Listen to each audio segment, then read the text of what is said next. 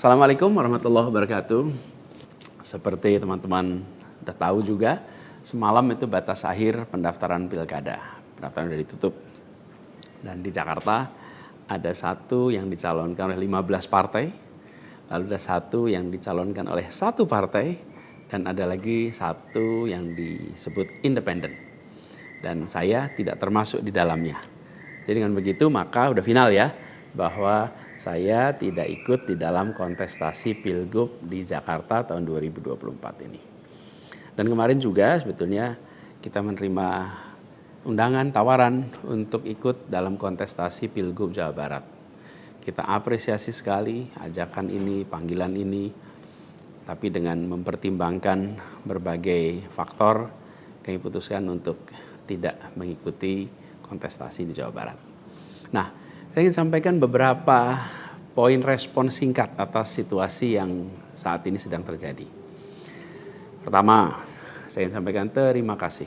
Terima kasih banyak kepada semuanya yang selama 1,5 tahun ini, hampir 2 tahun, ikut mendukung perjuangan yang luar biasa di jalur Pilpres, Pilgub, sampai dengan titik ini. Gak bisa saya sebut satu persatu, terlalu banyak. Tapi yang jelas, semua yang terlibat adalah pejuang yang luar biasa, yang membuat perjuangan besar ini terasa jadi ringan, terasa jadi bermakna. Dan semoga Allah SWT, Tuhan yang Maha Kuasa, jadikan perjuangan kemarin sebagai catatan amal untuk kita semua. Dan insya Allah kita terus berjuang untuk tujuan yang sama ke depan. Kita selalu bicara tentang kesetaraan, keadilan, kesamaan kesempatan, keinginan untuk Indonesia yang lebih adil, lebih maju, lebih sejahtera buat semuanya. Nah, dalam itu juga, jadi 2 tahun terakhir ini ketika kami keliling, berkampanye, menemukan begitu banyak hikmah, pelajaran yang luar biasa. Saya berkeliling lebih dari 130 kota dan berjumpa dengan begitu banyak yang setiap jabat tangan bukan basa-basi. Jabat tangan dengan penuh rasa, sepenuh hati. Dan eratnya jabat tangan mencerminkan semangat yang menggelora di dadanya. Ada yang pelukan, ada yang jabat erat, ada yang pegang tangan. Dan semua adalah ungkapan keinginan untuk Indonesia lebih baik. Banyak sekali cerita-cerita dalam interaksi itu yang tidak mungkin terlupakan. Apalagi kalau lihat teman-teman muda. Masya Allah, luar biasa. Kiprah anak muda di dalam proses kampanye kemarin itu membuat kita makin optimis. Kenapa makin optimis? Karena kita punya stok anak-anak muda yang mau bekerja melampaui sekedar kepentingan dirinya, pribadinya. Ini kita masih di bulan peringatan kemerdekaan ya. Di bulan kemerdekaan ini kita memperingati perjuangan para pendiri bangsa yang pada waktu itu banyak sekali yang masih muda-muda. Jadi ketika lihat anak-anak muda yang kemarin terlibat, rasanya dan makin yakin kita masih punya stok pejuang yang amat banyak. Pejuang yang akan membawa Indonesia menjadi lebih adil, lebih baik buat semuanya. Jadi perjalanan ini memberikan optimisme yang sangat besar. Dan rasa optimisme ini makin tumbuh melihat berbagai elemen masyarakat sejak minggu lalu yang turun langsung mengawal keputusan MK dan mendorong tegaknya amanat reformasi yang memang kenyataannya ini, sayangnya ini, banyak dihadapi dengan cara yang represif dan berlebihan. Anak-anak muda cedera, luka di saat mereka datang untuk ikut mengirimkan pesan kami ingin mengawal konstitusi. Kami ingin meluruskan usaha pembengkokan atas konstitusi. Karena itu hadapi juga dengan rasa cinta sebagai saudara sebangsa. Ini sangat disesali dan ini tidak boleh berulang lagi. Tapi bukan anak-anak muda, jangan pernah gentar. Jangan pernah mundur. Insyaallah jadi catatan untuk diceritakan dengan rasa bangga. Ketika Indonesia konstitusinya terancam, maka anak muda tidak diam. Anak muda terlibat. Dan banyak juga generasi-generasi lebih senior yang memilih terlibat walaupun secara usia sudah senior. Dan gerakan ini juga jelas memberikan hasil. Apa yang terjadi? putusan MK tetap tegak. DPR dan KPU harus mengikuti. Dan di banyak daerah ada calon-calon yang diinginkan publik yang tadinya ditutup jalannya, kemudian terbuka. Kenapa? Karena elitnya dipaksa oleh konstitusi untuk memberikan jalan. Dan ini adalah sebuah kesempatan untuk kita memperbaiki kualitas demokrasi dan harapannya nanti mutu pemerintahan di seluruh wilayah Indonesia. Jadi kemudahan yang disediakan oleh MK ini bisa dimanfaatkan. Walaupun di beberapa daerah juga tidak dimanfaatkan oleh partai-partai merespon aspirasi yang sesungguhnya ada di masyarakat. Karena pilkada ini kan pemilihan di tingkat daerah yang harusnya mencerminkan aspirasi daerah, bukan aspirasi di puncak nasional. Tapi dalam kenyataannya tidak selalu semua bisa berjalan seperti itu. Nah, gerakan masif mengawal putusan MK di berbagai kota ini juga menunjukkan bahwa tidak benar bila rakyat Indonesia disebut sudah apatis, sudah tidak peduli pada kondisi demokrasi. Nope, sama sekali tidak. Harapan itu menyala, harapan itu menyala terang, dan insya Allah makin terang. Dan terangnya harapan ini harus terus kita jaga, kita besarkan sama-sama. Nah, hal lain yang ingin saya sampaikan, bahwa takdir Allah, Tuhan Yang Maha Kuasa, sudah tertulis bahwa saya tidak mengikuti kontestasi kali ini. Dan sejujurnya ada selalu rasa lega setiap kali melewati sebuah persimpangan jalan. Ketika amanat itu diberikan, artinya Allah SWT meyakini bahwa ini yang terbaik. Dan ketika amanat itu tidak berikan, saya yakin Allah SWT sedang melindungi pada kita. Jadi itu juga yang saya jalani selama ini. Begitu kita menyaksikan situasinya, hasilnya, maka saya yakin seolah ada hikmah-hikmah besar yang akan muncul nanti. Mungkin ada yang tanya, Pak Anies, ada nggak penyesalan tidak mengikuti pilkada ini? Kalau saya ditanya ada penyesalan, tidak ada. Ada penyesalan itu. Apa yang saya sesali?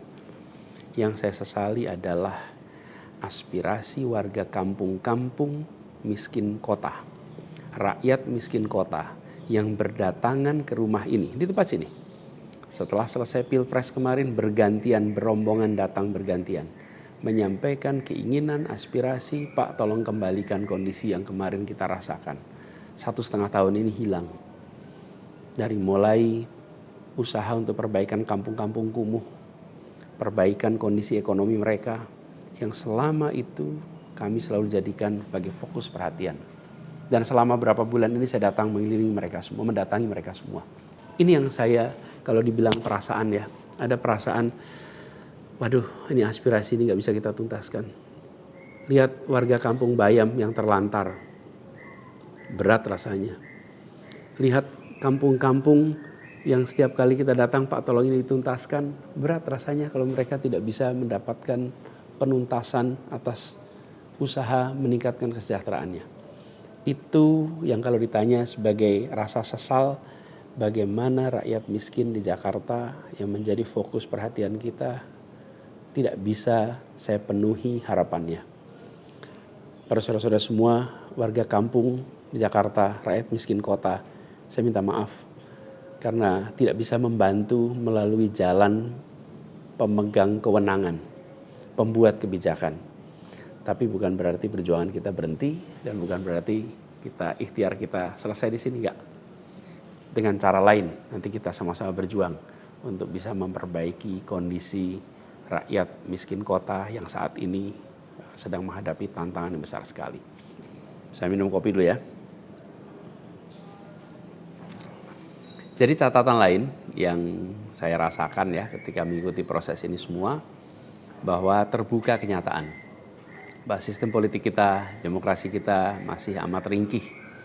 Dan kita punya PR untuk mengajak seluruh rakyat memiliki kesadaran yang lebih baik tentang proses politik, tentang proses demokrasi agar demokrasi kita itu bisa berjalan dengan benar, berjalan dengan baik, dan hasilnya adalah untuk dirasakan seluruh rakyat. Ini PR tersendiri dan bukan sesuatu yang sederhana, tapi kita harus kerja keras. Dan saya rasa kita jangan berhenti di sini. Karena itu, salah satu tujuan besar yang akan diperjuangkan ke depan adalah meningkatkan kesadaran politik dan demokrasi Indonesia. Membantu mendorong supaya inisiatif-inisiatif, gerakan-gerakan sosial masyarakatan itu bisa tumbuh berkembang khususnya di kalangan anak-anak muda. Seperti yang selama ini sudah dikerjakan, seperti misalnya humanis, ubah bareng, turun tangan, dan lain-lain. Nah, ada hal lain yang saya ingin share di sini.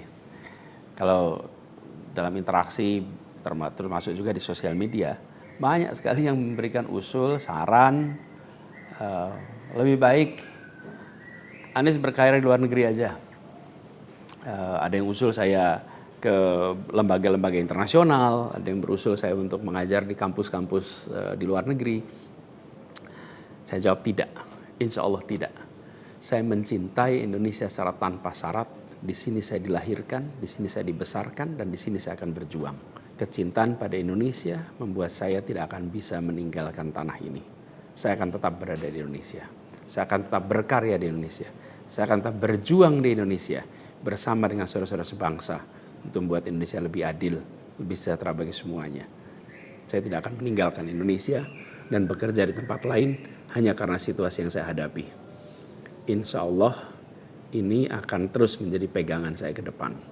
Tentu saya akan berkiprah di banyak tempat, tapi basis tetap di sini dan bekerja bersama dengan saudara-saudara sebangsa. Kemudian ada yang usul supaya saya masuk partai atau bikin partai politik. Nah gini, kalau masuk partai, pertanyaannya, partai mana yang sekarang tidak tersandra oleh kekuasaan? Nah, jangankan dimasuki, mencalonkan saja terancam. Agak berisiko juga bagi yang mengusulkan. Jadi ini adalah sebuah kenyataan nih. Jadi kita lihat aja ke depannya. Apakah lalu akan buat partai politik baru? Gini, bila untuk mengumpulkan semua semangat perubahan yang sekarang makin hari makin terasa besar, dan itu menjadi sebuah kekuatan, diperlukan menjadi gerakan, maka membangun ormas atau membangun partai baru, mungkin itu jalan yang akan kami tempuh. Kita lihat sama-sama ke depan.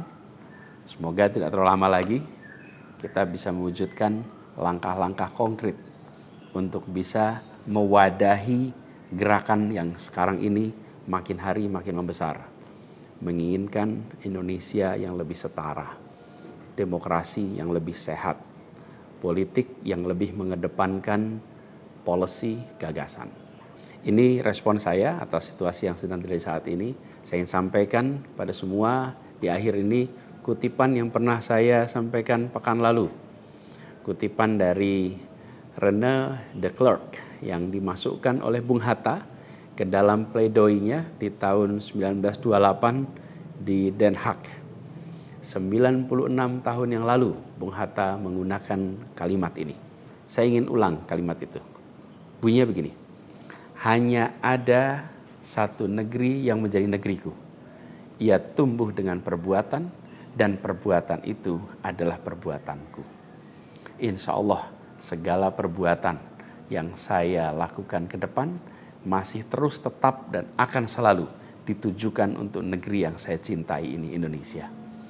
Dan saya harap makin banyak di antara kita semua yang mau bergerak bersama kita, bersama kami untuk Indonesia, untuk keadilan, untuk kesetaraan, untuk kebersamaan, untuk persatuan yang ada di negeri kita.